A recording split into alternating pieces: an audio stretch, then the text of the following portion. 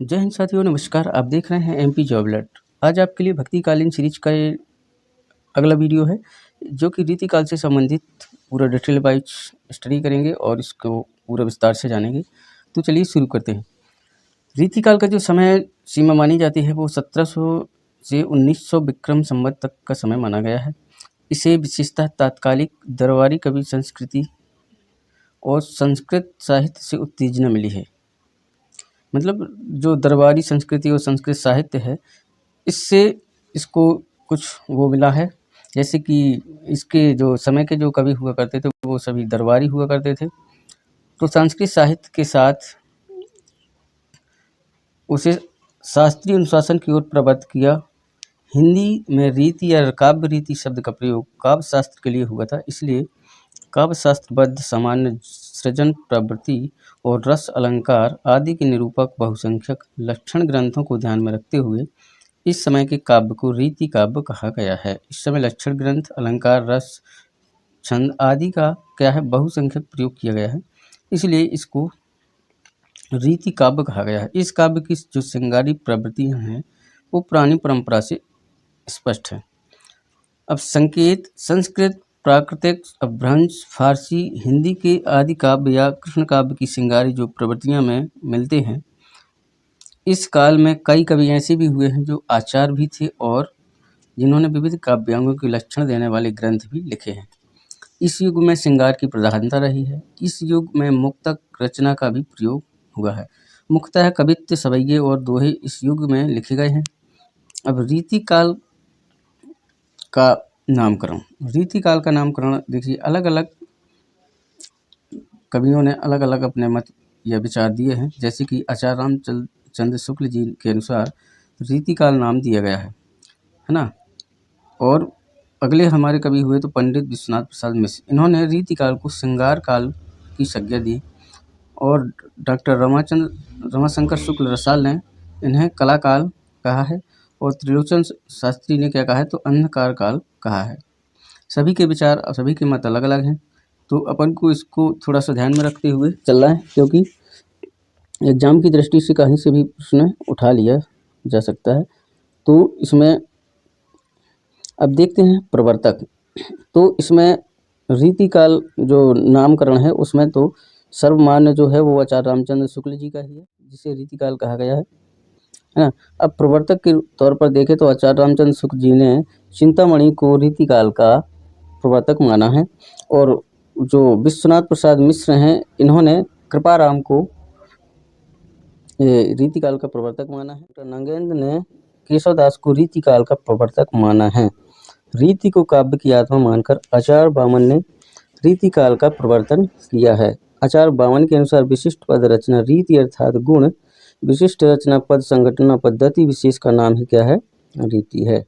अब रीतिकाल, जो रीतिकाल के कवि राजाश्रित होते थे, मतलब राजा के दरबार में रहते थे। इस युग की जो कविता अधिकतर कैसी होती थी, दरबारी होती थी, जिसके फलस्वरूप इस युग में चमत्कारपूर्ण व्यंजना की विशेष मात्रा तो मिलती है, परंतु कविता साधारण जनता से विमुख होती गई।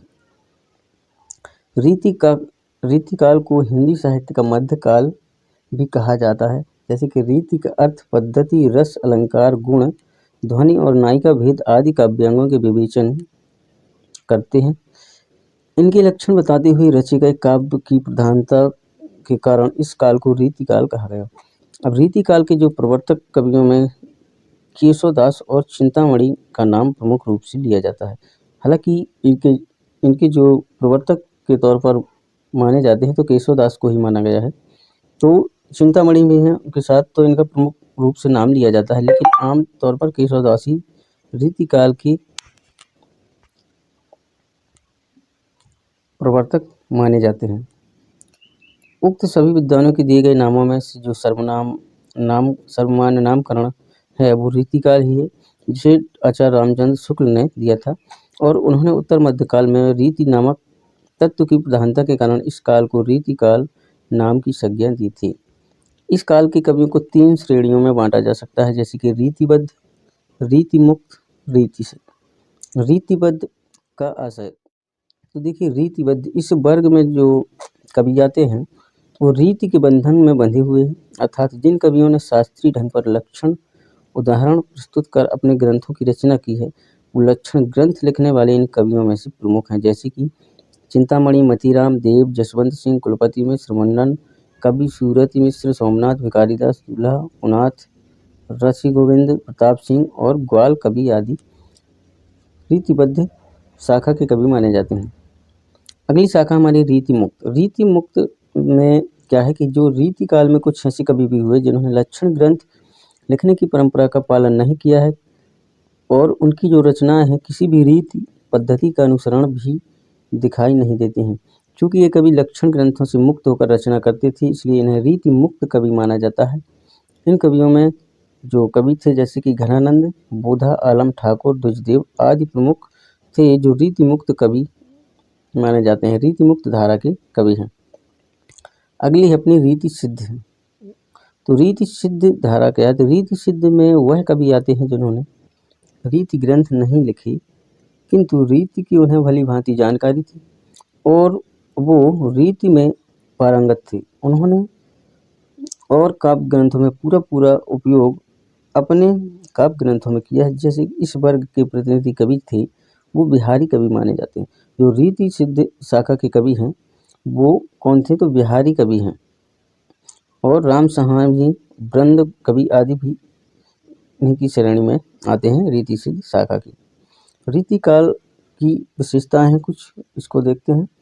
तो रीति काल में क्या क्या देखने को मिला है? तो श्रृंगारिकता इस काव्य धारा की ही नहीं, इस काल के साहित्य की सर्वाधिक प्रमुख मुखर प्रवृत्ति रही है। जैसे कि सुंदरता का वर्णन किया गया है, अलंकारिकता, नारी चित्रण, ब्रज भाषा की प्रधानता, नायिका भेद वर्णन, ऋतु वर्णन, लाक्षणिकता तथा वाग वैदग्ध सुंदरता का वर्णन रीतिकाल की विशेषता रही। अब रीतिबद्ध श्रृंगारिकता काव्य के मुख्य अवलंबन नायक नायिका रहे। कौन थे? तो रीतिबद्ध जो श्रृंगारिकता थी उस काव्य के मुख्य अवलंबन थे तो वो नायक और नायिका का अधिकतर वर्णन देखने को मिलता है। अब इन दोनों में नायक नायिका की अंग ज्योति की ओर कवियों की दृष्टि अधिक रही। नक्शिक वर्णन के सारे प्रसंग इसके प्रमाण हैं, लेकिन अनुभावादि के चित्रण में यह रूप सौंदर्य अधिक मार्मिक होकर सामने आया।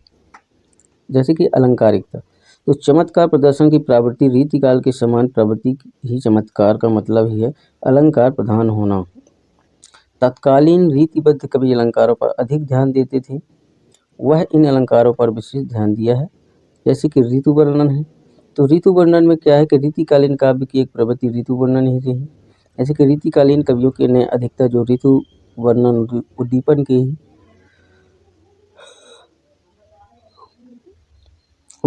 ही रूप में किया है। जैसे कि ऋतु वर्णन के साथ साथ ऋतु विशेष में होने वाली क्रीड़ा, मनोविनोद, वस्त्रभूषणों, उल्लासों की भरपूर व्यंजना कवियों ने ऋतु वर्णन की है।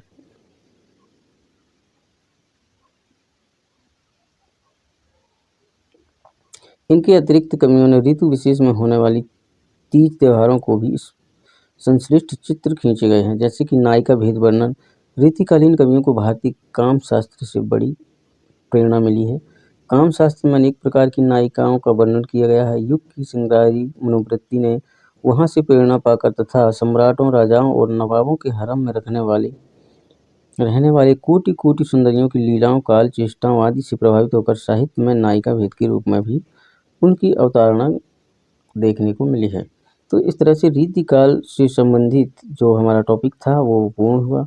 रीतिकाल में जो मुख्य रूप से कवि हैं, दरबारी कवि हैं, जैसे कि रीतिबद्ध, रीति सिद्ध, रीति मुक्त, जो भी सभी हैं। तो इसको अपन डिटेल वाइज कवियों को विस्तार से पढ़ेंगे अगले वीडियो में। और अभी कुछ इससे संबंधित जो कवि थे